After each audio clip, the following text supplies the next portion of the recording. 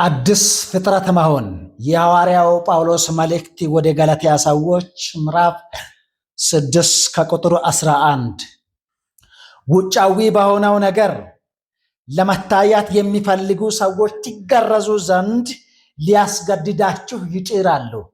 ይሄ በውጫዊ ማንነት ለመጽደቅና ሊጸድቁ የሚፈልጉ ሰዎችን ሲኮንን እናያለን። በውጫዊ ማንነት ለመጽደቅ ለመታየት የሚፈልጉ ሰዎች አሉ፣ ይጥራሉ። ትገረዙም ዘንድ ሊያስገድዷችሁ ይጥራሉ። ይህንንም የሚያደርጉት ስለ ክርስቶስ መስቀል እንዳይሰደዱ ነው። የኢየሱስን መስቀል ለመሸከም የማይፈልጉ ሰዎች፣ ስለ ኢየሱስ ክርስቶስ ችግር መሰደድ መቀበል የማይፈልጉ ሰዎች እንዲገረዙና በቃ ጽድቅ በዛ ሁኔታ ብቻ ሊያስተምሩ ይፈልጋሉ። እነርሱ በስጋቸው ለመመካት ስሉ እንድትገረዙ ፈለጉ እንጂ የተገረዙ ራሳቸው እንኳ ሕግን የሚጠብቁ አይደሉም። በራሳቸው በውጫዊ ማንነት ሊጸድቁ ይፈልጋሉ እንጂ ሕጉን በመጠበቅ ባለመጠበቅ፣ በመገረዝ ባለመገረዝ ይጥራሉ። በውጫዊ ማንነት ለመዋል ለማስመሰል ይጥራሉ። የኢየሱስን መስቀል ግን ላለመሸከም፣ ላለማመን፣ በጽድቅ ስራዎች ውስጥ ላለመግባት፣ በውጫዊ ማንነትና ሕግን በመጠበቅ ባለመጠበቅ፣ በመገረዝ ባለመገረዝ ሊጸድቁ ይፈልጋሉ። ግን ራሳቸው ሕግን የሚጠብቁት አይደሉም። ብዙ ጊዜ ሕግ የሚሉ ሰዎች እኮ ሕጉን አይጠብቁም። በክርስቶስ በጸጋ ዙፋን ውስጥ ስንጠጋ ሕጉን የጸጋው ኃይሉ ራሱ እንድንጠብቅ ያደርጋል። ያለ ኢየሱስ ጸጋና ያለ ኢየሱስ ድጋፍ፣ ያለ መንፈስ ቅዱስ አማካይነት በራሳቸው ሊጸድቁና ሕጉን በስጋ ጥረት ለማድረግ የሚፈልጉ ሰዎች ሕጉን አያደርጉም፣ አይጠብቁም፣ በሕግም አይኖሩም። በሕግ ላይ እንኳ የሚኖሩት እነማን እንደሆነ ታውቃላችሁ? በክርስቶስ ላይ የሚያምኑ በጸጋ በመንፈስ ቅዱስ ኃይል ሕጉን መጠበቅ ይችላሉ። ለመዳን አይደለም፣ ስለሚጠፉ አይደለም። ወደ ክርስቶስ ስንጣጋና ስናምን ስንድን ሕግን ጠብቀንም አይደለም፣ ስንጠፋም ሕጉን ጭሰንም አይደለም። ትልቁ በክርስቶስ ያለማመን ትልቅ ወንጀል ኃጢአት ነው። በክርስቶስ ደግሞ ስናምን የዘላለምን ሕይወት እናገኛለን። ብዙ ሰዎች የገላትያ ሰዎች ሁሉንም ያቀላቅላሉ፣ ኦሪቱንም አዲሱንም። አንዴ ወደ ሙሴ ይላሉ፣ አንዴ ወደ ኢየሱስ ይመጣሉ። አንዴ ወደ ሕግ፣ አንዴ ወደ ጽድቅ። ይሄ ባቢሎናዊ የሆነውን ትምህርት ለማደበላለቅ የሚፈልጉ ሰዎች ነበሩ። ጽድቅ መዳን በእምነት ብቻ በክርስቶስ ነው። ሕጉን የሚጠብቁ አይደሉም። ነገር ግን ዓለም ላይ እኔ ከተሰቀለበት እኔም ለዓለም ከተሰቀልሁበት ከጌታችን ከኢየሱስ ክርስቶስ መስቀል በቀር ሌላ ትምክህት ከኔ ይራቅ። ዓለም ለእኔ ከተሰቀለበት እኔም ለዓለም ከተሰቀልሁበት ከጌታችን ከኢየሱስ ክርስቶስ መስቀል በቀር ሌላ ትምክህት ከኔ የራቀ ይሁን። አሜን። ከእናንተም የራቀ ይሁን።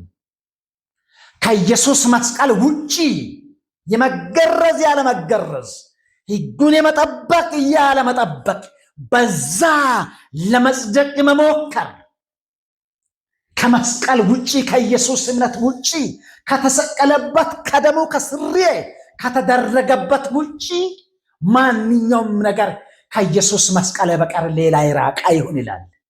ሌላ ትምክህት የለኝም፣ ሌላ መመኪያው የለኝም፣ ሌላ በውጫዊ ማንነት ለመጽደቅ መሞከር የለብኝም።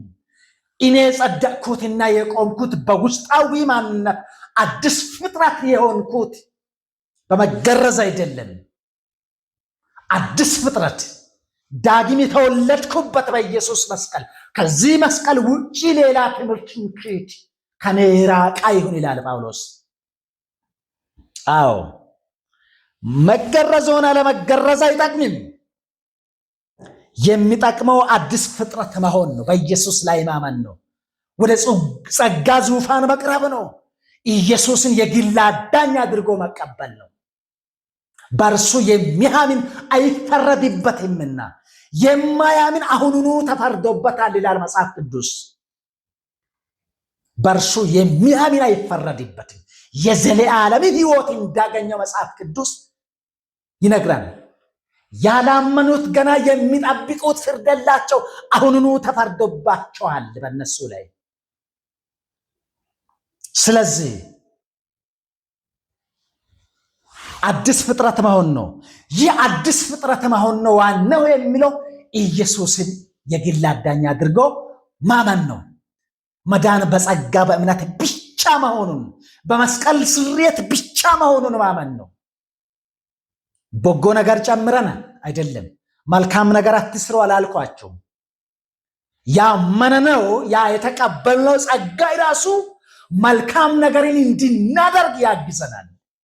ሰው በራሱ ከሚጥርበት በራሱ መልካም ነገር ለማድረግ ሕጉን ለመጠበቅ ከሚሞክርበት ሰው ኢየሱስን ሲያምን የግል አዳኝ አድርጎ ሲቀበል ያ የጸጋ ኃይል ራሱ መልካም ነገርና ሕጉን እንድናደርግ ያግዘናል። ስለምንጠፋ አይደለም። የዳነው በሕግ ነው አይደለም። የምንጠፋውን በሕግ ነው አይደለም። የዳነው ኢየሱስን በማመን የጸደቅነው ኢየሱስን በማመን ሰው የሚጠፋውም ኢየሱስን ባለማመን ነው። በማመን ይድናል፣ የዘለዓለም ሕይወትን ያገኛል። ባለማመን ግን ይጠፋል። ፍርድ ጠብቀዋል ሳይሆን አሁኑኑ ተፈርዶበታል። በክርስቶስ ላይ የማያምኑ መልካም ነገር እንድናደርግ በራሳችን ከምንጥር ኢየሱስን ስናምን ያ ያመነው ኃይል ራሱ መልካም ነገሩን እንድናደርግ ይረዳናልና ወደ ጸጋ ዙፋኑ አዲስ ፍጥረት መሆን፣ ሁለተኛው መወለድ መሆን። ሰው በስጋና በደም የእግዚአብሔርን መንግስት ከእናት ከአባት እንደተወለደው የእግዚአብሔርን መንግስት ሊወርስ አይችልም። ሁለተኛው ጊዜ መወለድ አለበት። በመንፈስ ቅዱስ መጠመቅ አለበት። ኢየሱስን ማመን አለበት። ካልሆነው እንደተወለድነው የእግዚአብሔርን መንግስት ልንወርሰው አንችልም። ማንም እንደተወለደው ተወልደናልና በክርስቶስ ላይ ሳንወለድ በክርስቶስ ላይ አዲስ ፍጥረት ሳንሆን የእግዚአብሔርን መንግስት መውረስ አንችልም። ለዛ ቢሆንማ ስንት እንደኛም የተወለዱ ሰዎች አሉ። በክርስቶስ እንፈጠር እንወለድ። ስለዚህ ነው በክርስቶስ ተፈጠርን ይላል።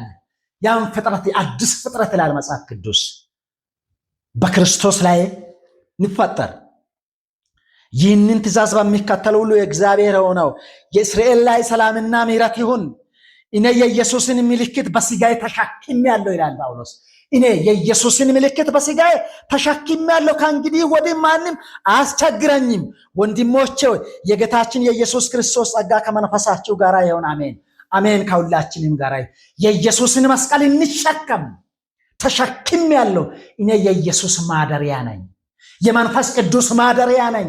የኢየሱስ ማደሪያ ነኝ። የሥላሴዎች ማደሪያ ነኝ ይላል። የመንፈስ ቅዱስ ማደሪያ እንሁን። አዲስ ፍጥረት ሆነን በሱ ፊት እንመላለስ። በክርስቶስ አምነን ወደ ጸጋ ዙፋኑ እንቅረብ። ያን ሁሉ እንድናደርግ የእግዚአብሔር ኃይል ይርዳን። እግዚአብሔር ይባርካችሁ። ዘመናችሁን፣ ህይወታችሁን፣ ጉዟችሁን እግዚአብሔር ይባርካችሁ። ተባረኩ። መልካም ጊዜ ይሁንላችሁ። ሌላ ጊዜ በሌላ ርዕስ በሌላ ትምህርት እስከምንገናኝ ድረስ የእግዚአብሔር ጸጋ የጌታችን የኢየሱስ ክርስቶስ አብሮነት ከሁላችንም ጋር ይሆን። አሜን። ተባረኩ። ሻሎም